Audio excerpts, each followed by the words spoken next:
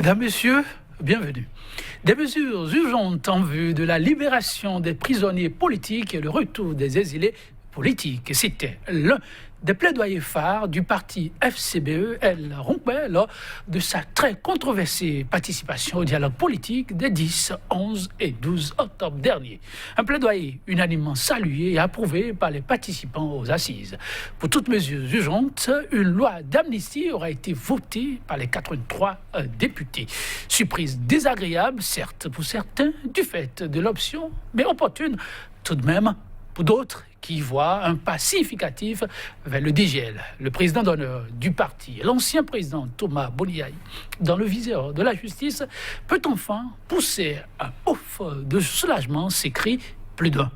La poursuite en son encontre, dans le cadre de l'enquête sur la violence post-électorale, tombe de fait. Le parti FCBE, El Rompé, toujours blâmable à l'interne, pour certaines langues, assurément pas. Ce fut une mission parfaitement bien accomplie qui sonne la fin des invectives et donc le retour à la cohésion du groupe. Vote d'une loi d'amnistie pour la paix au Bénin, l'acte réunificateur du parti FCBE.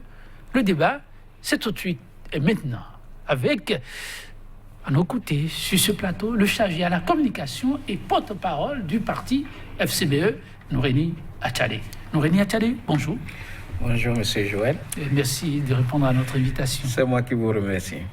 En face de lui, par un autre invité. Mesdames, Messieurs, cette émission sera une co-animation. Donc, à mes côtés, pour conduire l'émission pendant ces 45 minutes, mon collègue Landry Salanon, déjà en place. Landry Salanon, bonjour. Bonjour, Joël Etanji. Nouréni Atchadé, bonjour. Bonjour. Merci d'avoir accepté notre invitation lors de son passage sur ce même plateau, là où vous êtes assis, pour répondre à l'actualité politique nationale. Votre collègue Théophile Yarou, en le présentant, a réfuté son appartenance à FCBE El Rompé. Vous, Nouréni Atchadé, allez-vous refuser que vous appartenez, vous, à FCBE El Djenotin? FCBE n'a pas deux ailes. Et lorsque on se refait à la personnalité charismatique de Yahi Boni, on ne peut pas parler de deux ailes au sein de FCBE. Et je voudrais vous dire que depuis un moment, vous ne nous avez plus entendu parler sur les chaînes de télévision, tout à fait, sur les radios, et à la demande du patron. Nous avons gardé le calme pour ne pas embraser la maison, pour ne pas augmenter à la douleur des Béninois, à la souffrance des Béninois qui plaçaient leur espoir en notre parti. Et particulièrement, nous n'avons pas voulu que la douleur des militants et des sympathisants de FCBE s'augmente. Nous avons donc gardé le silence. Le temps que, avec son savoir-faire, son charisme, le président d'honneur, le président Yahi Boni, puisse trouver les voies et moyens de sortir le parti de cette engrenade que d'aucuns ont voulu le plonger. Et il fallait éviter de faire connaître à FCBE le sort que certains partis ont déjà connu depuis l'avènement du président Patrice Talon au pouvoir. C'est bien ça, on peut dire. Donc, nous sommes, pour cela, oui, nous avons évité de répondre à certaines provocations. Et vous avez parlé dans votre introduction d'une mission réussie. Oui, c'est ce que c'est. C'était une avance. Non. Personne n'avait envoyé personne en mission. Personne n'avait envoyé personne en mission. Avant de revenir sur la mission, mais vous sortez le mot sagesse, vous permettez? Vous sortez le mot sagesse que tout le monde peut saluer, de Thomas Boniaï. Quand la maison brûle entre les enfants, il faut bien l'arbitrage du père de famille. Là, on peut le saluer. Mais quand on prend du recul, dites-nous ce qui se cache derrière cette démarche magnanime où on ne veut pas faire souffrir les militants FCBE. Est-ce que ce n'est pas plutôt, ce que d'aucuns appellent le jackpot, emporté par les vôtres, qui a plutôt motivé Boni Yayi à Je vais en arriver parce que le président Boni Yayi n'avait pas besoin de Moumpé pour demander quoi que ce soit à Talon. Vous le savez mieux que moi. Non, expliquez-nous. Je vous explique. Ouais. Qu'il vous souvienne que la lettre du continent, un journal qui n'est même pas béninois, a révélé que Talon avait souhaité rencontrer Yayi Boni à Niamey. C'est vrai. Vous confirmez? Oui. Ah bon? Et si Yayi Boni avait besoin de négocier son retour, il serait allé devant le président de la commission des présidents de la CEDEAO, qui se trouve être Mamadou, le président du Niger. Il serait allé devant lui et exiger. Par contre, le président Yayi Boni a fait des exigences avant qu'il ne fasse cette rencontre. Donc, le retour des exilés, la libération des prisonniers politiques, la reprise des élections législatives, et une fois que le président Talon n'a pas voulu répondre à ces exigences, la rencontre n'a pas eu lieu. Donc, le président Yayi Boni n'a aucunement pas besoin de ce dialogue-là pour négocier quoi que ce soit avec le président Talon. S'il le voulait, il le ferait même. Et jusqu'à aujourd'hui, il a la possibilité de rencontrer, de parler avec le président Patrice Talon. Deuxièmement, oui. Qu'il vous souvienne que le ministre, porte-parole du gouvernement, quand on lui a demandé si enfin Yayi Boni pouvait rentrer, il a dit non, que Yayi Boni, il n'y a aucune charge qui porte sur Yayi Boni, il peut aller et venir quand il voudra. Ça, c'est vrai ou pas? Oui, et c'est vrai. Et moi-même, le premier jour de son départ de Cotonou pour les soins, RFI m'a interviewé, je leur ai dit que le président Yayi a dit qu'il ne se reproche absolument rien et qu'il va pour les soins, il reviendra dans son pays quand le médecin lui aurait dit que son état est bon pour qu'il revienne, et s'il a à répondre à la justice, qu'il n'est pas en train de fuir la justice de son pays. Ceci dit, voilà. Donc, c'est pour vous dire que certainement que avoir l'allure que les choses prennent aujourd'hui, les camarades ont besoin de justifier leur participation et ils utilisent la personne de façon maladroite. Vous n'avez pas dit ça, soyez gentil. Mais vous voulez dire que l'amnistie, qui en soi met une croix définitivement sur la poursuite, on peut dire, parce qu'il y a une enquête ouverte sur la violence post-électorale, et vous savez qu'il y a eu des convocations à l'encontre du leader. Alors, voulez-vous dire que cette amnistie est un non-événement? Je vais vous poser une question. Non, malheureusement, c'est nous qui la posons ici. Oui, mais si vous n'arrivez pas à répondre, répondez. Si vous n'arrivez pas à répondre, moi je vais répondre à ma propre question. En tout cas, on n'est pas là pour répondre à vos questions, vous savez. Oui, Nouréni. Ceux qui ont tué Dama Moussou, qui ont tué à bout portant les populations dans le zoo, ou dans les collines, je veux dire, à Savé, à Tchaouro, et ceux qui ont fait des attroupements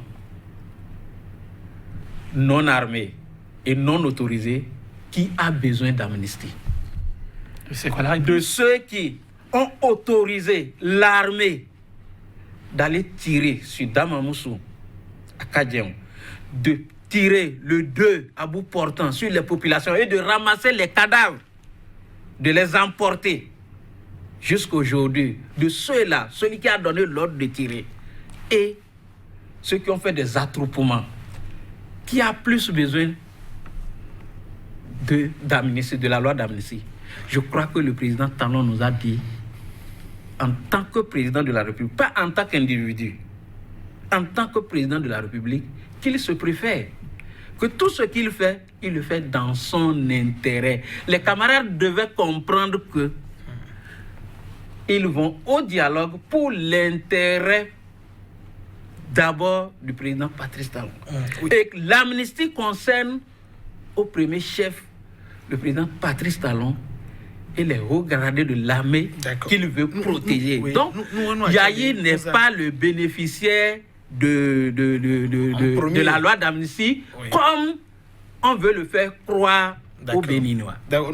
Nous allons revenir de façon plus détaillée tout à l'heure sur la question de l'amnistie.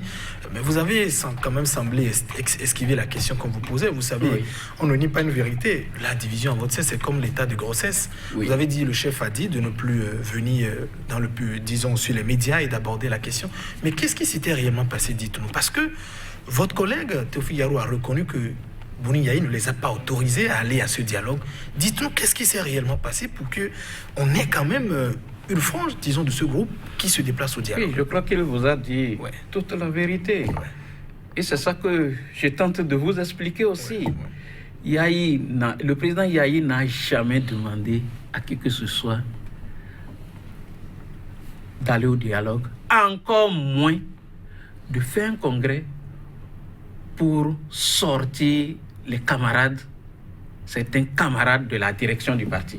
Il ne l'a jamais demandé. Et les premiers jours, quand ça s'était passé, il a sorti un communiqué sur sa page Facebook pour dénoncer l'acte.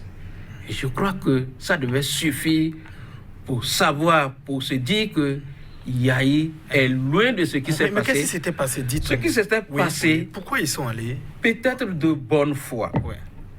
Parce que après qu'ils ont obtenu le récépissé et après que les invectives sortaient de gauche à droite, on a quand même mis la balle à terre, on a dit il faut qu'on se revoie au sein du bureau politique. Vous avez une réunion conjointe? Conjointe au sein du bureau politique, sous la direction de comment on appelle, du ministre Djenoté, qui a demandé à son agent qui se trouvait être Théophile de nous convoquer, de convoquer le bureau politique pour qu'on discute de ce qui s'est passé et qu'on trouve les voies et moyens pour sortir de cette crise. Ça a été fait? Ça a été fait.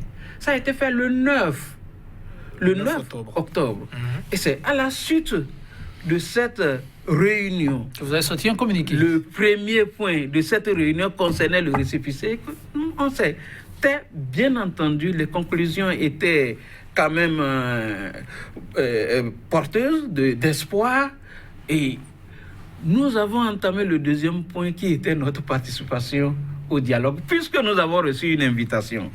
Et à ce niveau, sur 15 que nous étions, il y avait 11 qui ont dit on ne peut pas y aller. On ne peut pas y aller au dialogue. Et que s'est-il passé? Et c'est le ministre d'État, Yarou, qui dirigeait la réunion et qui a fait l'enthèse pour dire que FCBE refuse d'aller au dialogue. On prend acte. Qui les a obligés à s'y rendre par la suite. Alors, voilà. Le lendemain, on les a retrouvés quand même au dialogue. Vous les avez retrouvés, vous l'avez reçu ici. Il a dit personne, mais ils sont allés de leur chef. Ça veut dire quoi? C'est pourquoi nous disons FCBE n'était pas au dialogue ou au monologue privé de Talon. Les militants FCBE ou les responsables FCBE qui étaient allés de leur chef et à titre privé. Quelle instance en dehors du Congrès, quelle instance devait les autoriser à y aller? C'est le bureau politique. Mais ils n'ont pas été autorisés. Et je vais vous faire une révélation. Allez-y. Je vais vous faire une révélation. Pour vous dire que c'est un faux problème quand on dit amnistie, les gens seront libérés, ainsi de suite. Dans la nuit, après que nous avons décidé de ne pas aller, il y a un ancien collègue, ancien ministre de Yahi, qui m'a appelé dans la nuit pour dire honorable, je viens d'apprendre la décision de votre bureau politique. Mais je vous supplie, laissez les gars là venir. J'ai dit comment? C'est qui les gars que vous devrez laisser venir? Oui, ceux qui veulent aller. Okay. Ceux qui veulent aller. Parce qu'ils avaient déjà les cartons d'invitation. Laissez-les venir. Sans nous dire. laissez-les venir. Nous avons dit, j'ai dit, mais c'est une décision du bureau politique. Pourquoi vous pensez qu'il dit non, vous pouvez encore réunir le bureau politique demain matin, il faut vraiment revoir la situation. Moi, je veux qu'on libère les enfants là. Quel enfant? Les enfants, les détenus politiques. Ouais. Et je lui ai répondu si c'était un chantage. Est-ce qu'on a arrêté les garçons? On les a détenus pour nous faire chantage sur le parti FCBE. Il a dit, honorable, ne comprend pas ça comme ça. Mais il faut qu'ils retrouvent leur famille. Il dit, je suis d'accord avec toi, mais pas sur la base d'un chantage. Ces choses-là, vous les avez partagées avec vos collègues? Bien sûr. J'ai dit, ça fait partie d'une condition. Je dis vers 9h. Vers 9h. Nous, on ne savait pas que vers 9h, ils étaient déjà dans la salle. Celui qui parlait avec moi ne savait même pas qu'ils avaient pris sur eux la responsable de violer la décision du bureau politique. Donc, lui ne savait pas qu'il pouvait aller à cette extrémité. Donc, ils sont allés et voilà, aujourd'hui on dit les retombées, c'est qu'on va libérer. Je dis non, on a posé des conditions, on a dit qu'on les libère. Si on les libère, on ne peut pas avoir les gens en prison et on va aller s'asseoir pour dire on va négocier. Mais l'amnistie, si ce n'est pas que le président Talon veut l'amnistie pour ces gars, pourquoi c'est seulement pour, comment on appelle, la crise post-électorale qu'on a amnistié les gens? Pourquoi ne pas amnistier le président Adjabon? Pourquoi ne pas amnistier Komikouché, Djenotin et consorts pour qu'il rentre au pays? Non, il ne le fera pas. Parce que ça ne le concerne pas. Donc l'amnistie, tous les actes posés, c'est d'abord pour le chef. Oui, l'amnistie ne concerne pas la personne de Yahi Boni.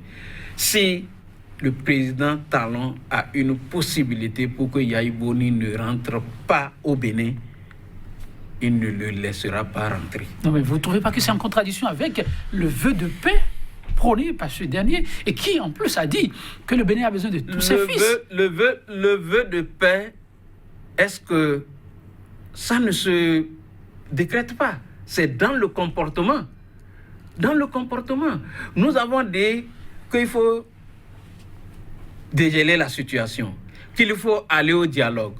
Mais j'ai constaté que les camarades se sont fourvoyés, ils se sont fait avoir par toujours la ruse. Comment s'ils se sont fait avoir? Si sur la question d'amnistie, vous apportez oui, sur la question d'amnistie, sur les autres questions. Regardez. Nous avons dit, un dialogue se prépare. Ce que nous avons dit aux camarades, un dialogue se prépare. En période de crise, lorsqu'il doit y avoir dialogue, il doit y avoir un comité paritaire des deux côtés qui siège, qui discute, qui marche les problèmes, qui retient les orientations et qui identifie les personnes à convoquer au dialogue. Est-ce qu'ils ont participé aux préparatifs du dialogue? Est-ce qu'ils savent qu'est-ce qu'on a déjà retenu? Aujourd'hui, ce mot fond. Une question très rapidement avant qu'on aille dans le fond, mais si vous marquez là toute votre déception, avec un peu de recul, est-ce qu'il ne faut pas reconnaître que tout n'aura pas été mauvais dans cette démarche? Aujourd'hui, si on prend ce que le gouvernement considère comme des formations officiellement constituées, on situera les FCBE. Et ça, du fait de vos collègues. Non, au fait, je vais vous dire ceci. On n'a pas besoin de faire ce qu'ils ont fait pour avoir le récépissé à notre parti. Non. Oui, sincèrement, je ne veux pas utiliser les mots qui fâchent. On pouvait faire autrement. Il n'y avait rien qui nous pressait à aller prendre. On a fait la démarche, on a fait les bureaux politiques, on a dit qu'il ne faut pas aller.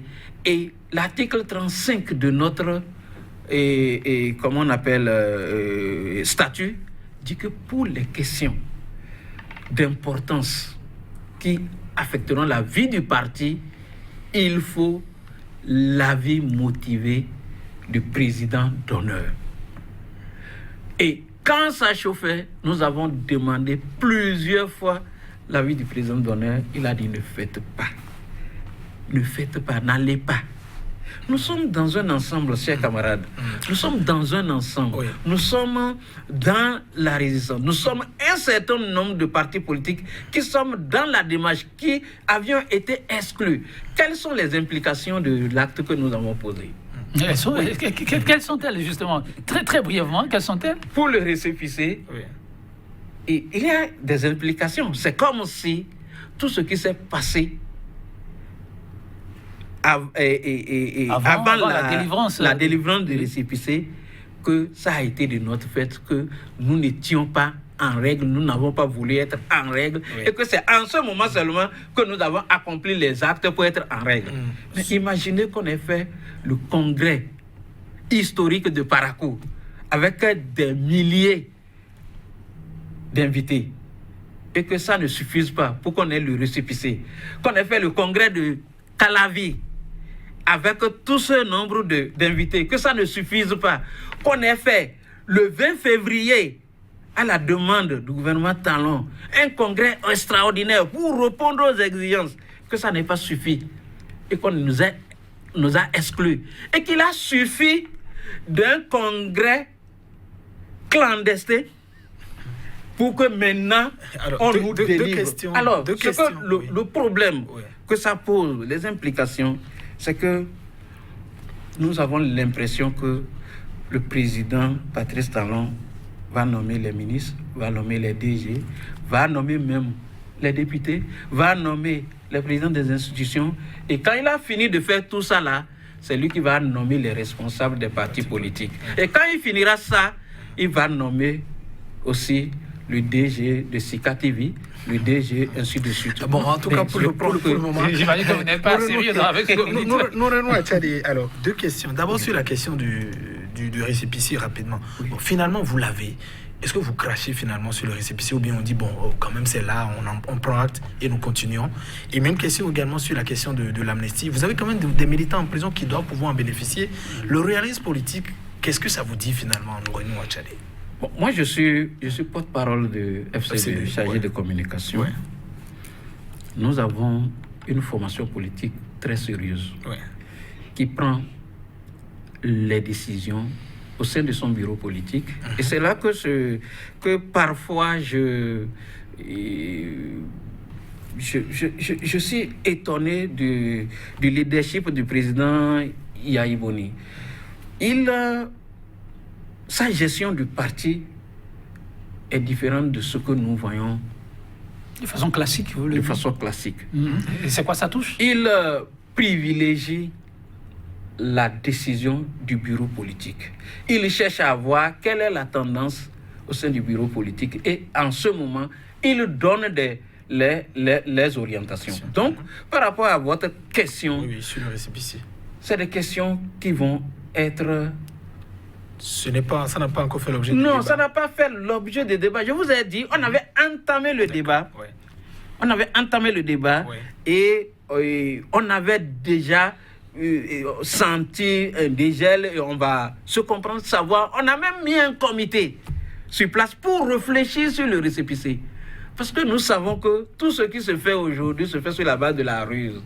Quels sont les problèmes en délivrant le récépissé dans ces conditions? Quelles sont les implications? Il fallait mettre un comité juridique pour réfléchir. S'il y a des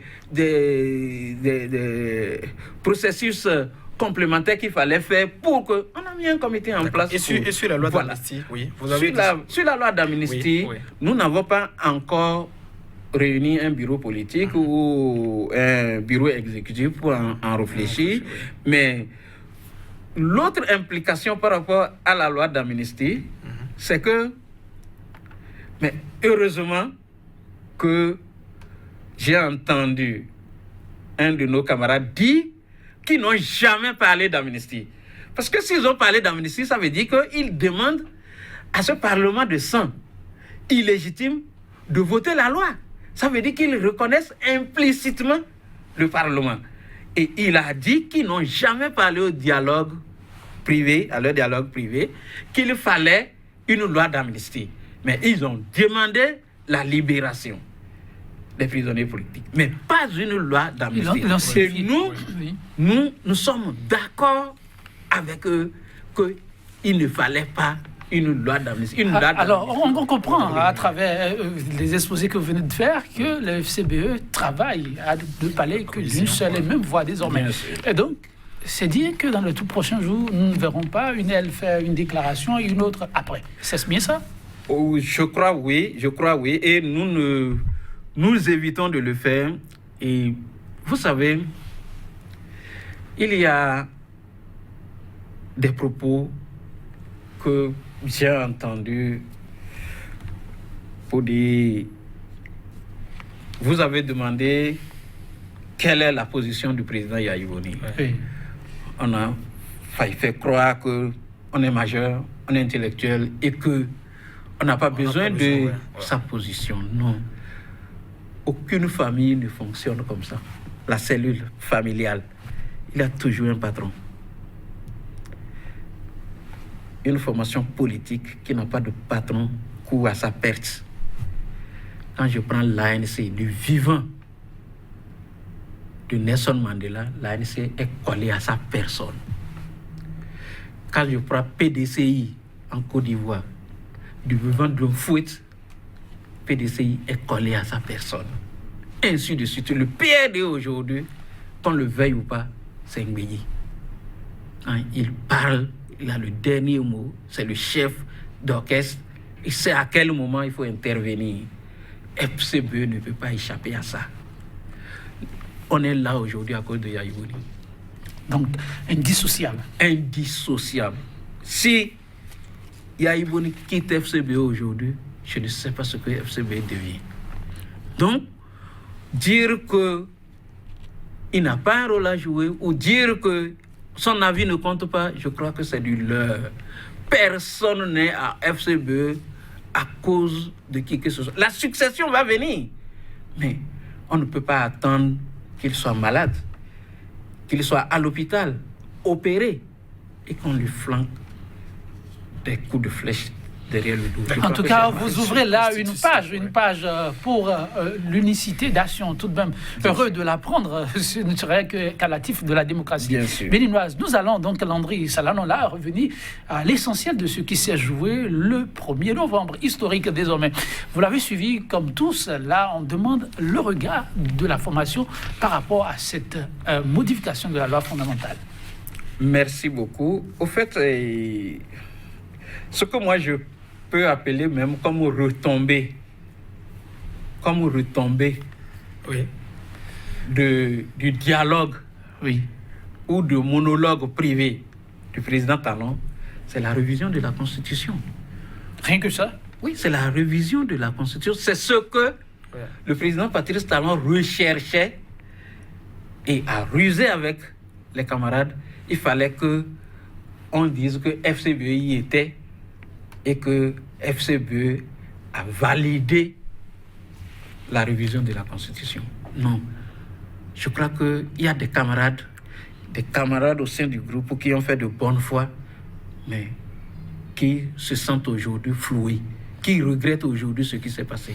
Parce que nous avons pris 3 ans à lutter contre une modification intéressée de notre Constitution. 3 ans avec les camarades. Elle est encore intéressée, la modification actuelle? Intéressée.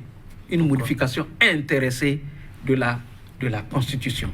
Donc, je ne vois pas que ces camarades aujourd'hui puissent participer et que les retombées de ce dialogue-là aboutissent à la révision. Mais qui ne voulait pas d'une Cour des comptes, Noureni Achadé? Qui ne voulait pas d'une Cour des comptes? Le débat n'est plus là. On a fait ce débat-là pendant longtemps. Le débat n'est plus là. Disons que nous voulons réviser la Constitution pour la Cour des comptes. Pourquoi on n'a jamais dit ça? On veut réviser la Constitution pour la Cour des comptes.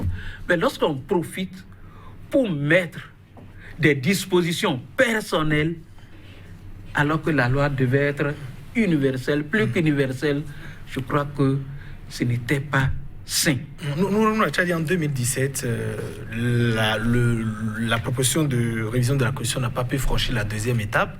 Et pourtant, c'était juste 4 propositions, c'est-à-dire introduire la discrimination positive, la Cour des comptes et 2 autres, et vous l'avez rejeté. Mais pourquoi vous dites que si c'était juste que pour la Cour des comptes, on ne l'a pas dit? Mais je rappelle 2018, pardon, excusez-moi. Oui, 2018, oui, vous avez dit 4. Oui, juste 4 propositions. 4 propositions. Oui. Il y avait l'alignement des mandats. Oui. Vous vous rappelez? Tout à fait. Oui, il y avait l'alignement des mandats. Et cet alignement, les dispositions de cet alignement portaient à confusion. Et nous avons dit, ça, on ne peut pas accepter. Et ça, on risque de franchir l'étape de 2021 sans qu'on ne fasse les élections si les juristes se mettent à interpréter le texte qui est élaboré. Donc, pour cette raison, nous ne pouvons pas aller à cette révision. C'est ça. Donc, une révision de constitution, mon cher ami, je crois qu'il faut un large consensus. Il faut discuter avec les acteurs. Les acteurs politiques, ce n'est pas à l'Assemblée. On ne peut pas... Tous les politiciens ne sont pas à l'Assemblée. La société civile n'est pas à l'Assemblée. Il faut discuter avec tout le monde. C'est notre Bible, c'est notre Coran. Ça régit notre vie. On ne peut pas s'enfermer. Comme un conseil d'administration, ce qu'ils ont fait, ce n'est pas une révision. Les vôtres ont dit qu'ils n'ont pas... FCBE. D'ailleurs, ils ont dit qu'ils n'ont pas révisé, qu'ils ont modifié certaines dispositions. Oui, cette modification, il paraît qu'il y a 33% au moins de la loi qui a été touchée. Ils ont modifié, ils ont révisé. C'est une question de mots, c'est la même chose. Même si c'est un article qui a été touché, c'est qu'ils ont modifié, c'est qu'ils ont... On va préciser quelques points. Oui, Landry. Donc, pour nous, FCBE, c'est que la Constitution du 11 décembre 1990 n'est pas révisée. Parce que nous n'avons pas une assemblée à même de réviser la Constitution du 11 décembre 1990. Donc, vous teniez à la dissolution. Nous tenions à la dissolution. Vous ne rêvez pas, par hasard, Nouredine Achale, dans le contexte actuel, quand vous insistez, puis dissoudre cette assemblée-là? Parce que ce n'est pas un rêve. Non, pas du tout. Ce n'est pas, c'est pas un rêve, pas du tout. Est-ce que c'est vous savez, tout acte humain a une limite. Vous regardez aujourd'hui, mais moi je regarde plus loin. Et je dis que cette assemblée-là ne peut pas régir. Comment vous comprenez, s'il te plaît, que les 83 acceptent que l'autorisation de ratification sorte du Parlement? Comment vous pouvez imaginer que des députés qui représentent la nation, qui doivent rendre compte à la nation, acceptent qu'on mette dans la Constitution et qu'ils lèvent leurs mains pour voter que l'autorisation de ratification des accords de crédit ne passeront plus par l'Assemblée nationale? Ils se sont expliqués. Et que quelle explication? Ils ont dit que c'est pour la célérité, permettre à l'exécutif de pouvoir aller de l'avant. J'ai été député, et les 8 ans que j'ai fait à l'Assemblée nationale, j'ai été de la commission des finances. Il n'y a jamais. Si c'est l'accord de crédit, les autres lois ordinaires peuvent dormir. Si c'est l'accord de crédit, il n'y a jamais eu... Il faut un débat. C'est toujours la célérité. Ça ne dort jamais sur la table du président de l'Assemblée nationale. Deuxièmement, avant l'arrivée au pouvoir de Talon, les gouvernements qui avaient précédé, il y avait une commission de crédit. Lorsque le ministre des Finances identifie un crédit à prendre, la commission analyse la nature du crédit, rencontre un conseil des ministres pour dire que ce crédit n'est pas trop honoré pour le Bénin et que ça peut profiter au Bénin. Et c'est seulement en ce moment que le gouvernement transmet à l'Assemblée nationale. L'Assemblée nationale l'étudie. L'Assemblée nationale sait à quoi va servir le crédit. C'est pour le pavage d'une rue dans Cotonou. L'Assemblée nationale sait de quelle rue il s'agit et lorsque le crédit sera octroyé, l'Assemblée nationale doit savoir que cette rue-là doit être pavée. En plus de ça, après l'Assemblée nationale, l'accord de crédit passe par la Cour suprême qui reconnaît vis-à-vis du prêteur que le Bénin s'engage à prendre le crédit et à rembourser. Mais tout ça là, on veut remettre tout au gouvernement aujourd'hui, c'est l'hérité, le gouvernement veut aller prendre n'importe quel crédit.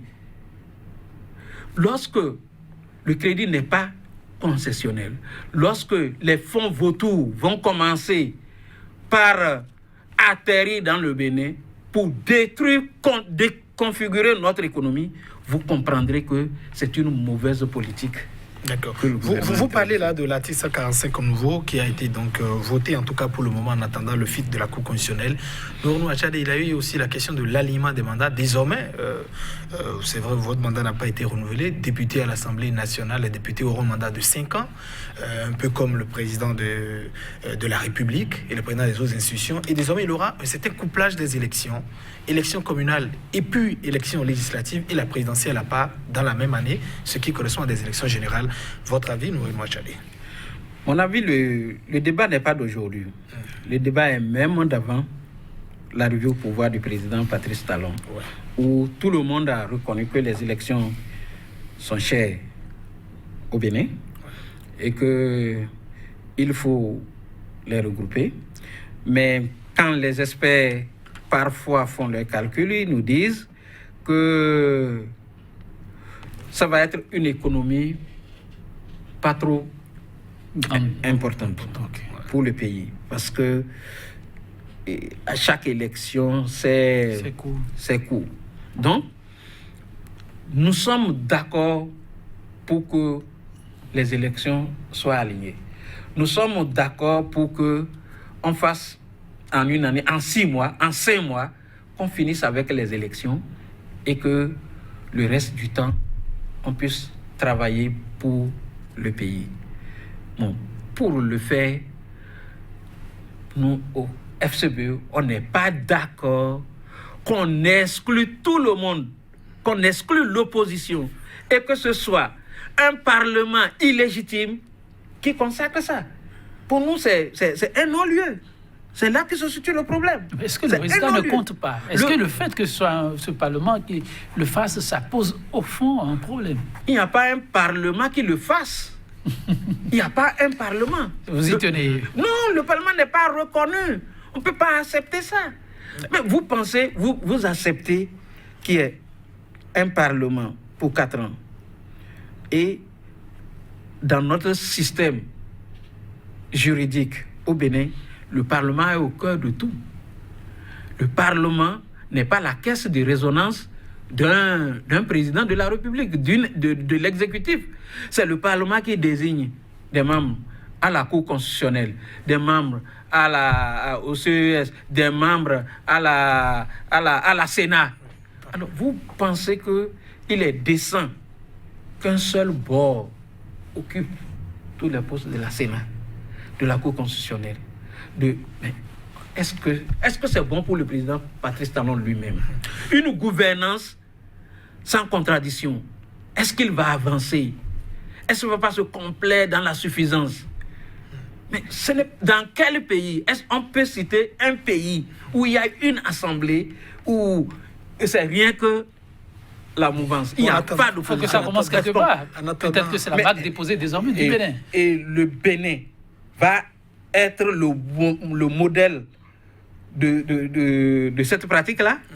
Le Bénin, Koni-Jadi, comme un pays de démocratie, va être le modèle de la non-démocratie. Nournou Achade, on connaît votre position sur la reprise des élections, mais dites-nous personnellement sur la question de l'alignement et du couplage. Vous, au FCBE, quelle est votre position? Est-ce que vous êtes pour qu'on couple les élections communales et locales quelles sont en principe vos propositions pour qu'on avance quand même sur cette question? Oui, vous êtes d'accord par rapport à ce qu'ils ont fait au Parlement? Non, c'est ce que je viens de dire. Oui. La question a été évoquée, mais principalement... La question du couplage, nous sommes entièrement d'accord qu'on fasse les élections dans un temps record et qu'on ait le reste du temps pour travailler. Parce qu'à la veille des élections, l'administration s'arrête, et ainsi de suite. Nous sommes d'accord pour... Mais il faut trouver le mécanisme pour le faire, mais pas en excluant les acteurs de l'opposition. Les acteurs de l'opposition, en excluant la société civile, en excluant tout le monde et en le faisant avec ses partisans. D'accord. Il y a aussi un autre point, la question de vice-présidence qui est désormais, qui figure désormais. C'est une aberration. C'est une aberration. La Constitution du 11 décembre a prévu le cas échéant, ce qu'il faut faire. Donc, on n'en a pas du tout besoin. C'est une aberration complète et FCBE n'est pas du tout d'accord pour ça. Et nous considérons que c'est un non-lieu. Pour la question de la vice-présidence aussi. Un non-lieu. Le parrainage aussi. Oui, allez-y rapidement. La question de parrainage aussi existe désormais. Il faut être parrainé par des élus communaux avant de prétendre être candidat à une élection présidentielle. Article 44 modifié, nous renouons à Tchadé. Pour moi, je me suis demandé si ceux-là qu'on a appelés experts ont bien réfléchi à la question avant de l'accepter ou de la proposer. Parce que nous sortons d'une exclusion et il se prépare une autre exclusion. Donc, je ne pense pas que cela puisse vraiment découler d'une expertise bien profonde. Parce que, mais écoutez, j'ai dit tout à l'heure qu'on a un parlement en place qui envoie les gens dans les institutions. Les institutions aujourd'hui sont vassalisées par le pouvoir. C'est les hommes de pouvoir qui sont au sein des institutions. Mais on nous a exclus pour les législatives. Qui va parrainer mon candidat? On dit les élus communaux. On a dit les élus communaux désormais. Est-ce qu'on a déjà fait les élections communales? Oui, c'est en 2020 et c'est en 2020. C'est bien en 2020. C'est en 2020. Oui. Mais est-ce qu'on les a déjà fait? Et si on les faisait, celui qui a exclu pour les législatives, qui te dit qui n'est pas capable d'exclure pour les communales? Lorsque vous n'avez pas les conseils, lorsque vous acceptez le parrainage, et que vous n'êtes même pas sûr que vous participez aux élections, que vous n'êtes pas sûr. Vous aussi, avec votre récépissé? Vous avez quand même le récépissé. Le président Mbedji, excusez-moi, le président Mbedji avait un récépissé. Il a payé la caution. Il a déposé ses dossiers. Mais il est allé aux législatives? Non. Oui, on parle du sujet de la République, mais vraiment le thème qu'on veut en partie. Mais je m'en voudrais de ne pas vous demander une digression positive. La SBE, désormais, aux mains d'un homme plutôt très avisé pour aider à des résultats plus concrets. À quelques secondes, vous concluez. Oui. Qui est cet homme qui est avisé Bon, au fait, moi, je me demande jusqu'où ira le président Patrice Talon. Il veut conduire le Bénin où? Et là, les premiers jours de sa mandature, il a dit le Bénin a un désert de compétences, qu'il va aller acheter les compétences à n'importe quel prix. Et il le fait. Tout le monde se tait. Ça s'est passé au port autonome de Cotonou. Tout le monde s'est tué. On a terrorisé les travailleurs. Mais je vous dis, chers amis, les 9 expatriés qui sont au port gagnent plus de 120 millions par mois. 28% du salaire de 503 personnes. Plus de 120 millions par mois. 28% de la masse salariale de 503 personnes. Et allez vous demander, les frais de logement ne sont pas dedans. les conséquences, c'est la fuite des capitaux. En tout cas, ce n'est pas le C'est la sujet fuite des au menu, capitaux. c'est Maintenant, on y reviendra. la SBE, c'est la même chose qui va se développer. Et Non, vous verrez en fin de compte que le résultat ne sera pas meilleur. Le port autonome, vous êtes journaliste, ils ont déjà fait 2 ans, je crois, à lui demander Nous quel venons à est le Chalet. résultat. Oui, Landry Salano. Oui, on va lui donner son mot de fin juste pour conclure cette émission. Ouais. Merci beaucoup. Mon mot de fin, c'est vous remercier les militants de FCBE et leur demander de garder leur calme et que la sérénité va revenir au sein du parti de Merci à vous, Nourini Achale. On a abusé du temps du réalisateur à qui nous présentons vraiment toutes nos excuses, n'est-ce pas, Landry Salano? On se retrouvera très bientôt. Chers téléspectateurs, ce sera tout pour l'émission du jour. On vous accompagne très rapidement sur cette citation de Nelson Mandela. Pour faire la paix, dit-il, avec un adversaire, pire un ennemi, il faut inlassablement, avec cet ennemi, travailler ardemment et en faire par la suite un associé. Et ce n'est que tous qui en sortent finalement grandis. 100% béné, ce sera tout. Demain, c'est un autre jour, toujours avec la même disponibilité. On sera là pour vous servir. Au revoir.